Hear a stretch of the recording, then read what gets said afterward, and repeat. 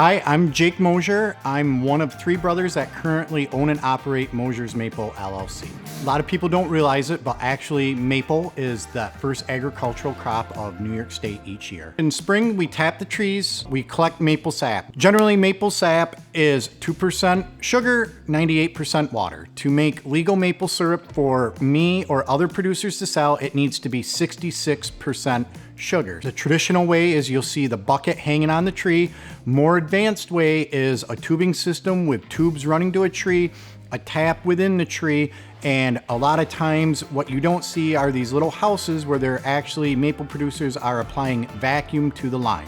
So we will bring the maple sap in, and traditionally, the old way is you would just take what we call raw sap, or 2% sap. You would boil it on what we call the evaporator. The more modern method is we use what's called a reverse osmosis machine, which basically it is a lot like a desalination plant that you would see in cities to create fresh water, except maple producers were a little backwards. So in a maple operation, we are left with purified water, which that is actually our waste. We use that to clean up, and the concentrated maple sap is what we boil with it. So once we produce the syrup, a lot of times we do have orders for regular maple syrup, but we also have what we call value-added products. It can be very basic, as taking an old used whiskey barrel or rum barrel, and we're not adding anything to it. We are just getting the flavor of those products through the syrup by aging it in an oak barrel.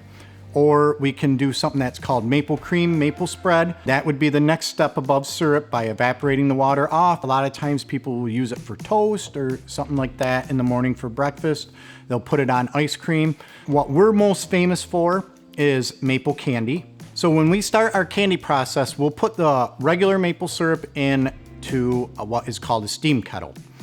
Once we add the syrup to the steam kettle, we will have a thermometer in there, and what we're looking for maple candy is generally somewhere around 30 degrees above the boiling point of water. Reason I say 30 degrees versus 242 is because barometric pressure, outdoor humidity, everything that can actually change our boiling point. Once our syrup gets up to temperature, I will add it to what is called a vacuum chamber. Reason we use a vacuum chamber is because it creates a false boil within there, which means I can boil my syrup less on the steam kettle, and I'm also pulling off water as I vacuum cool. The next step you'll see is that we're going into a Hobart mixer. This is just like mom and dad's KitchenAid. It's just resized up about 20 times. What I'm doing is I'm agitating the candy. Because it's a sugar product, I want the syrup to crystallize. What I'm doing is I'm setting the sugar molecule and the size of the sugar crystal when I'm spinning it. From the Hobart mixer, you'll see is that we have a candy machine. What the candy machine is, it's a hot water jacket on the machine, so this puts the candy in suspension. That means the candy won't harden anymore, and what we'll do is we'll start recirculating it. And what we're trying to do is melt it back down where it's more pourable to be able to put in the molds. Next step is you'll see me starting to pour the candy out of the molds.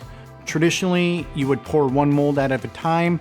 Our operation, we've created a 4-head filling head, and that creates more of an efficient way again. Once the candy has been in the mold for 10-15 minutes, it's ready to come out of the mold. What we'll do sometimes, we'll either just turn the mold upside down and we'll take the candy out, or we'll put it on a stainless steel grate. We call this a candy popper, and we'll use a rolling pin, and the candy will fall right out.